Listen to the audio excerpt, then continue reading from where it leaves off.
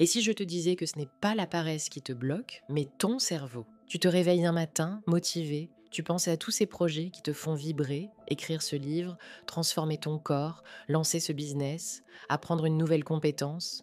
Mais quelques heures plus tard, tu es là, ton téléphone à la main, Netflix en fond, encore une journée passée à repousser, et tu te dis, demain, je m'y mets. Mais demain ne vient jamais. Pourquoi? Parce que ce n'est pas la motivation qui te manque, ce n'est pas l'envie non plus. C'est autre chose, quelque chose de plus profond. Tu crois que tu es paresseux? Tu ne l'es pas. Tu es juste submergé. Quand un objectif paraît trop grand, trop flou, trop lointain, ton cerveau dit « c'est trop, on verra plus tard ». Pas par flemme, mais pour te protéger. Ton cerveau déteste l'inconfort, l'incertitude, la difficulté. Il veut ce qui est facile, ce qui est connu, ce qui est immédiat. Mais tu peux le reprogrammer, tu peux le tromper pour qu'il joue enfin dans ton camp. Voici 3 étapes simples pour arrêter de rester bloqué et commencer à avancer vraiment. Première étape, rends tes objectifs minuscules. Le problème, ce n'est pas le rêve, c'est qu'il est trop gros d'un coup. Tu veux écrire un livre? N'écris pas un chapitre, écris une seule phrase aujourd'hui.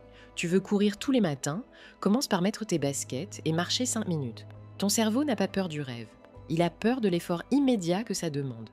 Mais une petite action, minuscule, presque ridicule, il peut gérer. Et quand tu répètes ces petites victoires, jour après jour, tu construis un momentum. Et ce momentum devient une habitude. Deuxième étape, crée des routines invisibles. Tu crois que les gens qui réussissent comptent sur leur motivation tous les jours? Non, ils comptent sur des routines, parce que la volonté, ça s'épuise.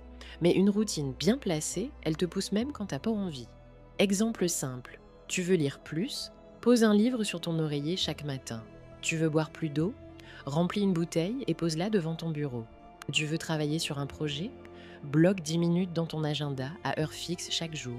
Ce sont ces rituels simples, répétitifs, presque automatiques, qui créent la discipline. Troisième étape, la règle d'or. 2 minutes. Tu veux changer ta vie? Commence par faire quelque chose. Pendant 2 minutes, lis une page, range un tiroir, écris une phrase, fais 10 pompes. Parce qu'en réalité, le plus dur, ce n'est pas de faire. Le plus dur, c'est de commencer. Et une fois que tu es lancé, tu te surprends à continuer. Comme une boule qu'on pousse sur une pente, le premier mouvement demande de la force, mais après, ça roule. N'oublie pas le plus important, récompense-toi.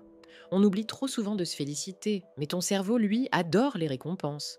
Après tes 2 minutes d'effort, fais quelque chose que tu aimes. Écoute une musique qui te booste. Bois une boisson que tu kiffes. Prends 5 minutes pour juste souffler. Tu crées ainsi une association positive, effort égale plaisir. Et ton cerveau voudra recommencer. Il faut retenir ceci, les gens que tu admires ne sont pas meilleurs que toi. Ils ont juste commencé petit et ils ont continué. Tu n'as pas besoin d'être parfait. Tu as juste besoin d'être constant. Les petites actions, répétées chaque jour, font plus que les grands gestes isolés.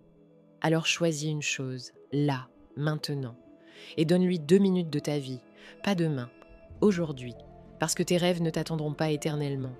Et ce n'est pas en avançant vite qu'on gagne, c'est en n'arrêtant pas.